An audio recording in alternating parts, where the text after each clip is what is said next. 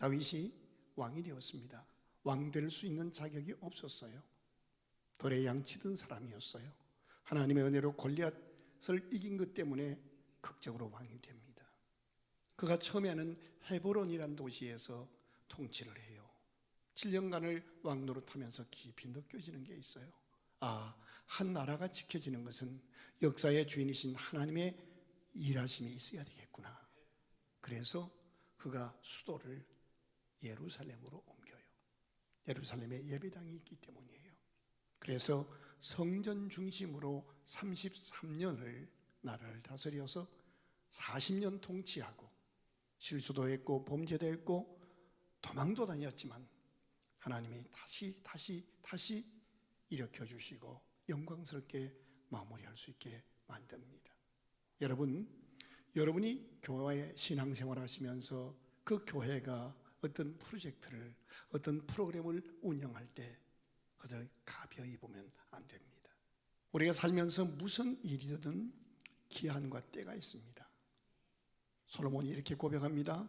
천하범사에 기한과 때가 있느니라. 심을 때가 있습니다. 심은 것을 열심히 기다리며 가꿔야 할 때가 있습니다. 그리고 때가 되면 거둬야 할 때가 있습니다.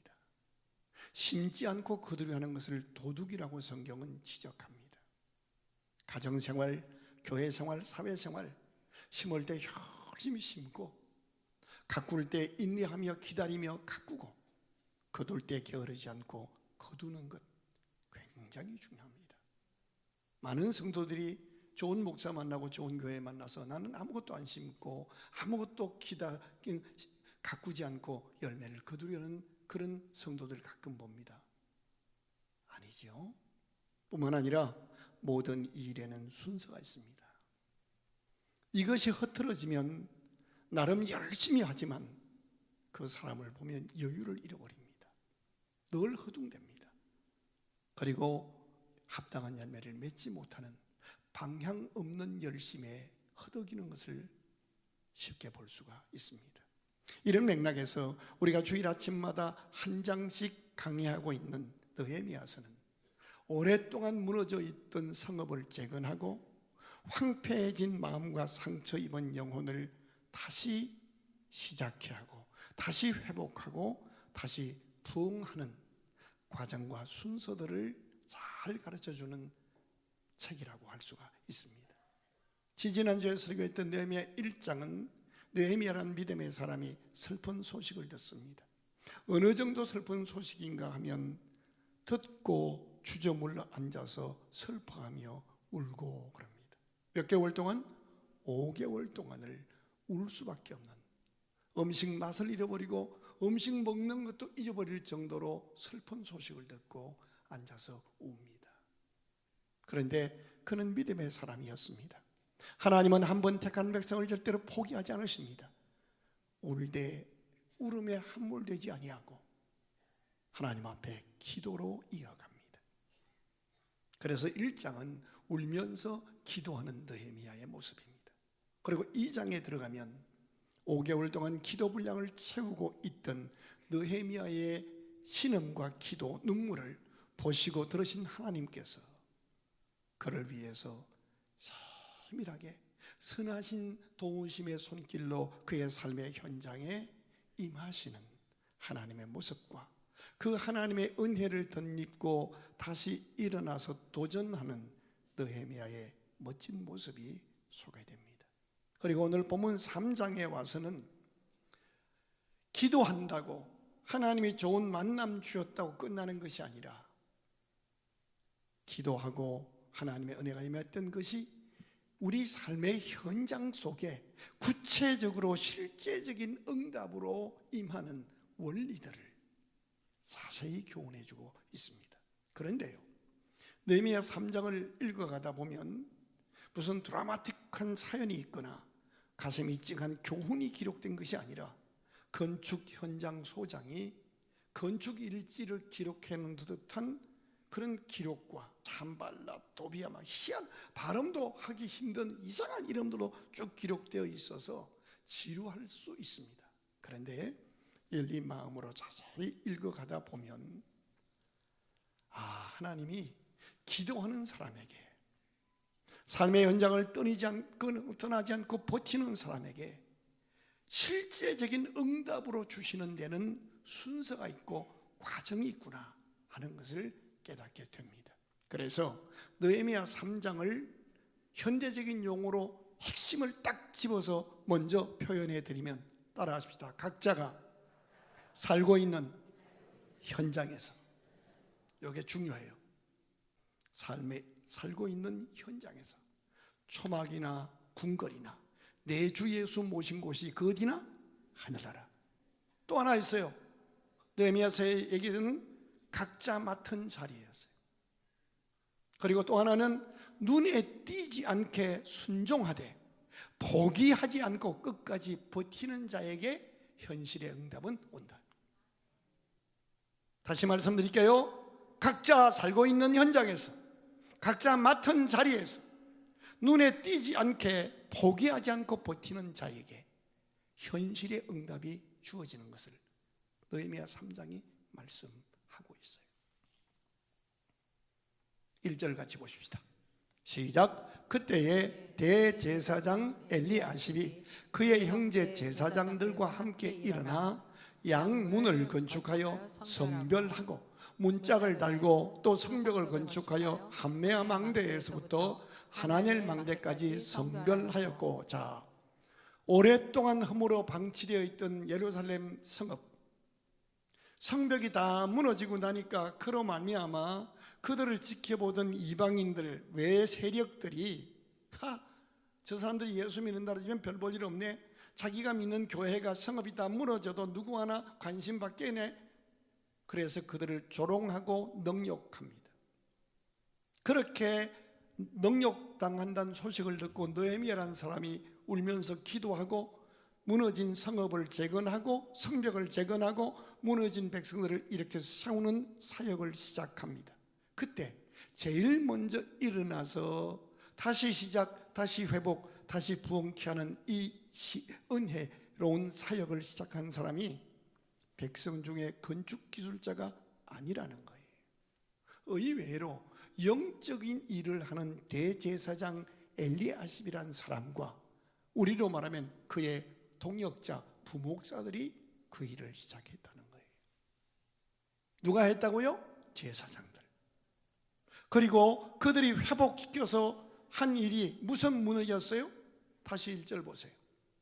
중요합니다. 같이 읽어요. 시작. 그때 대제사장 엘리야십이 그의 형제 제사장들과 함께 일어나 뭘 건축하여? 양문을 건축하여 뭐하고? 성별하고. 저를 주목하세요. 양문은 예루살렘에는 문이 10개 있어요. 이따가 설명할 텐데, 이제 올해 다시 가을에 성지순례 공고가 갈 거예요. 저랑 함께 가겠는데 가서 보면 아셔요. 이 양문은 성도들이 하나님 앞에 예배드리러 올 때 우리는 예수님의 이름으로 오지만 그때는 자기의 죄의 분량만큼 양을 가져갔다. 제물을. 그 양을 끌고 하나님 앞에 용서받고 새 삶을 살도록 은혜 받는 그 예배드리러 오는 문이 양문이었어요. 그런데 교회가 허물어지고 나니까 예배의 문이 다 닫혀 있었던 거예요. 그래서 회복시키는 일에 제일 먼저 제사장이 나서서, 제사장들이 나서서 양문을 건축하여 성별했다. 여러분, 그 모습을 연상시켜 드릴게요. 이 대제사장과 제사장들이 무너진 성문을 다시 탁 달고 성별했단 말은 다시 문을 열었다는 거예요. 그거 열면서 어떤 반응 보였을까? 1번, 내가 건축가도 아닌데 내가 뭐 문짝 다는 사람이야, 정말 관리실장 어디 간 거야? 불평했다. 2번, 주여, 교회를 떠난 백성들이 다시 돌아와 하나님의 은혜로 살아나게 하옵소서. 이 성전문이 다시 닫히지 않게 하옵소서. 울면서 성전문을 열었다. 몇 번이요? 2번이요. 2번. 성별했다는 거예요. 성별했다는 거예요. 이걸 우리 적용하면 누가 가장 먼저 헌신을 보였는가? 대제사장 엘리야십과 제사장들이. 오늘 느헤미야 3장은 말씀합니다. 진정한 리더는 먼저 하나님 앞에 양문을 성별하는 사람, 예배를 회복하는 사람이라고. 사실 제사장은 영적인 일을 하는 사람이에요. 성도들의 죄를 대신 지고 하나님 앞에 들어가서 지성소에 들어가서 중보하여 용서 안 받게 하고 그들을 향하신 하나님의 뜻을 말씀을 전해주는 거룩한 사명을 감당하는 사람이 제사장이에요. 그런데 누구보다 먼저 일어나서 무너진 성벽을 재건하고 문짝을 달고 망대를 재건하는 일에 헌신하는 시작을 모본으로 보인 모습이 본문의 1절입니다. 자, 오늘 본문 1절을 더 정확하게 이해하기 위해서 느헤미야 2장 11절부터 보십시다. 같이 읽겠습니다. 시작. 내가 예루살렘에 이르러 머무른 지 며칠 만에? 사흘 만에. 자, 예루살렘에 왜 왔는가 하면 이제 울고 기도했더니 아닥사스다 왕이 너 왜 울어? 너 왜 슬픈 표정이야? 그래서 우리 조국이 다 무너졌다 그랬더니 그럼 내가 너를 총독으로 임명해 줄 테니 너 가서 너네 조국에 무너진 것을 회복하고 와.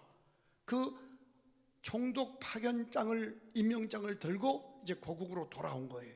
근데 돌아왔는데 사흘 동안을 침착하게 지켜보는 거예요. 자, 계속 읽읍시다.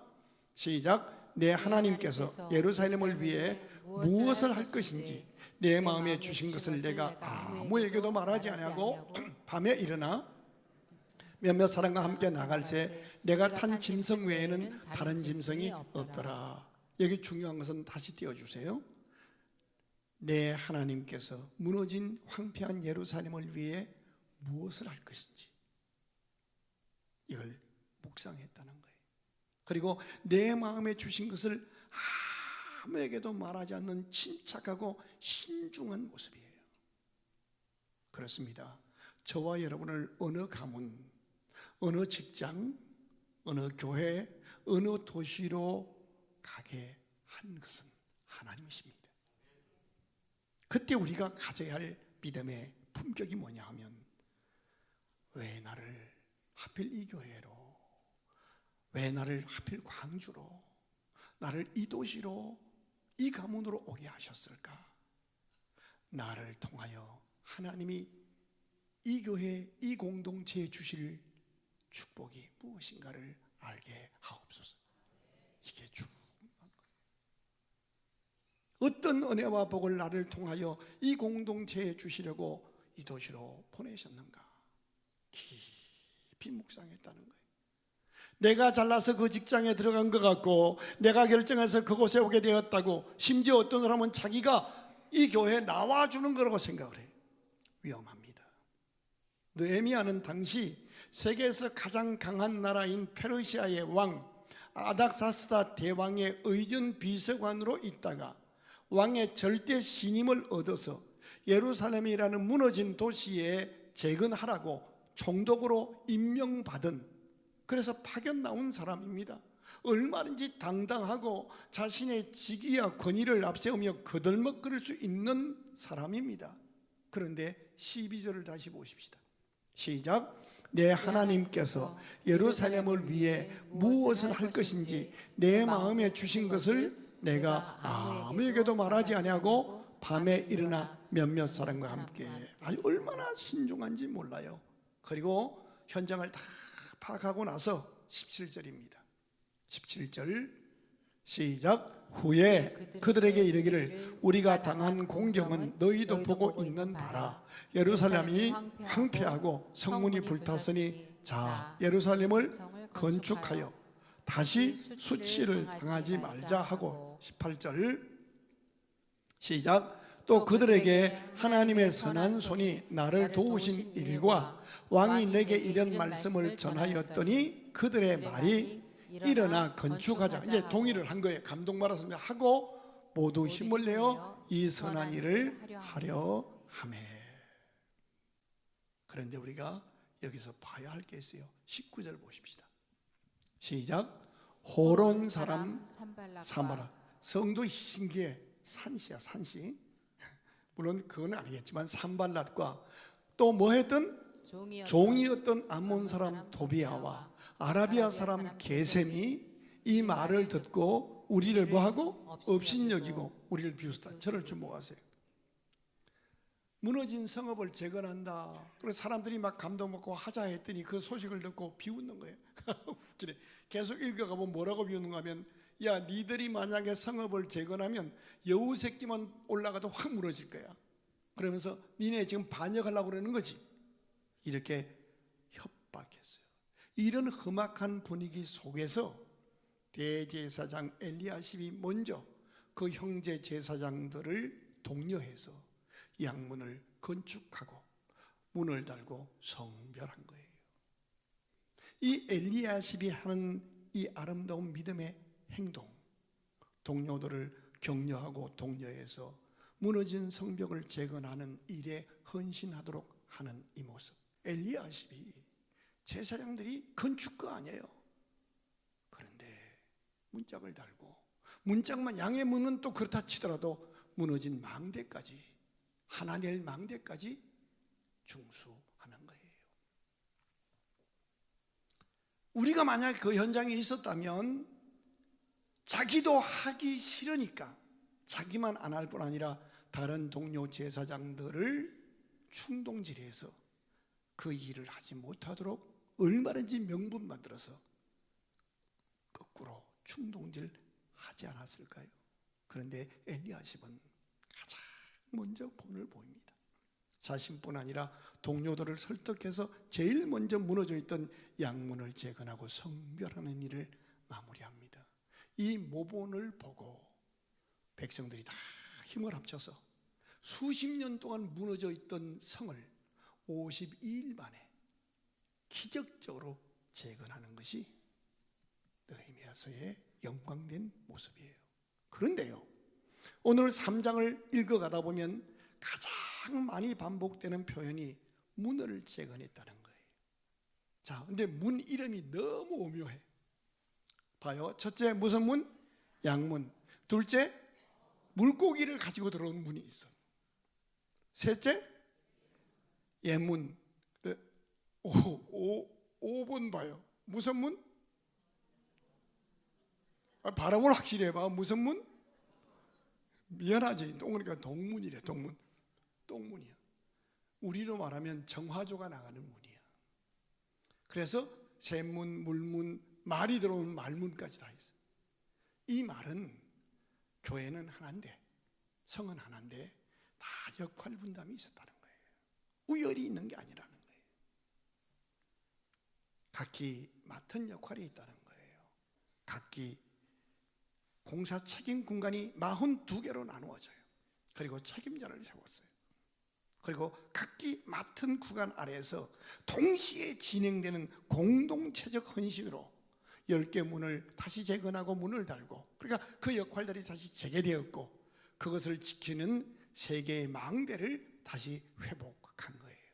그리고 3장을 읽어가다 보면 그 다음은 곁에서 그래요. 이게 중요합니다.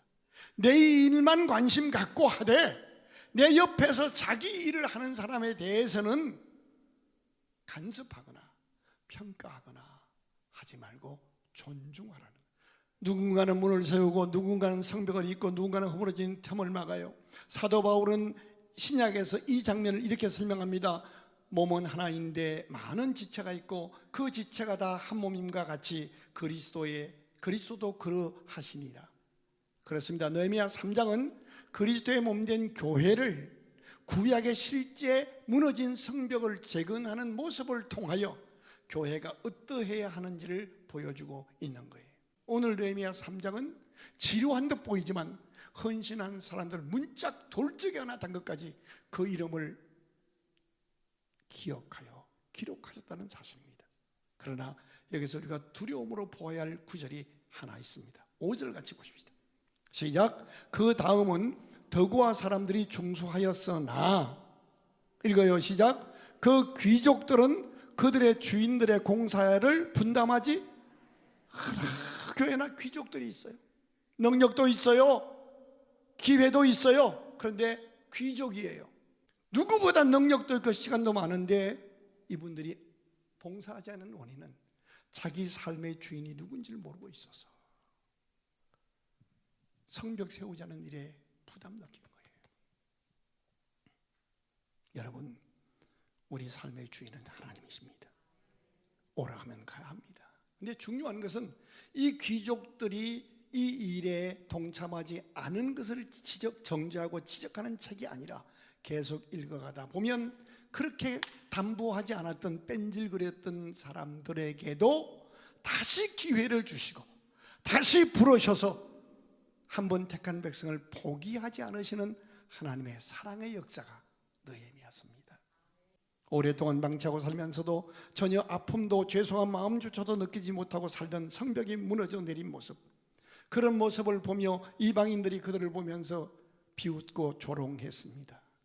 그런데 느헤미야라는 사람의 눈물의 기도와 엘리야십과 제사장들의 모본을 보이는 헌신으로 백성들이 다시 일어섭니다. 다시 시작, 다시 회복, 다시 부흥합니다. 52일 만에 성이 완공됩니다. 그런데 이 모든 일을 한 단어로 줄여줍니다. 자기 집 앞을 건축하였다라고. 오늘 읽어보면 그렇습니다. 주님께서 우리에게 주시는 온전한 현실적인 응답은 무너지고 실패한 그곳, 사람들이 비웃고 무시하는 그 현장, 내 가정, 내 삶의 자리에서 시작해 하십니다. 있는 모습 그대로 다시 시작하십시오. 멀리에서 찾지 마십시오. 느헤미야 3장은 드라마틱한 기적이 없는 장처럼 보입니다. 하지만 하나님은 우리의 모습을 통째로 성경에 남기셨습니다. 원인이 뭡니까? 하나님의 응답과 현실적인 부흥은 큰 소리 나는 헌신이 아니라 조용하게 내가 할 수 있는 일부터 시작하되 끝까지 버티는 사람에게 하나님이 응답해 주심을 기록해 주고 있습니다. 올해 하나님이 반드시 갑절의 부흥을 줄 줄로 믿습니다. 하지만 허세 부리지 마십시다. 너무 크게 기대하면서 그렇게 야망에 들뜨지도 마십시다. 오늘 내게 주신 이 자리를 부끄러워하지 마시고 있는 모습 그대로 여기서부터 다시 시작하십시다. 그리하여 초막이나 궁궐이나 내 주 예수 모신 곳이 그 어디나 하늘나라 라고 고백해 하시는 하나님의 온전한 부흥의 주인공이 되어서 2026년이 저와 여러분의 생애의 신앙적 기록으로 가장 빛나는 다시 시작, 다시 회복, 다시 부흥케 하신 하나님을 만난 한 해로 기록하는 우리 모두가 되고, 그런 우리 때문에 우리 자녀가, 우리의 도시가 복을 받는 역사가 이루어지기를 바랍니다. 새해벽 때 우리가 해야 할 일은 느헤미야의 가슴, 예수 그리스도의 가슴을 품고 다시 시작하는 일입니다. 주여 끝까지 내 자리를 지키며 버티게 하옵소서. 나로 말미암아, 나의 기도, 나의 축복으로 말미암아 저들에게 하나님의 부흥케 하시는 은혜가 임하게 하옵소서. 예수 닮게 하옵소서. 이 고백이 우리의 이 아침의 결단과 고백이 되기를 바랍니다.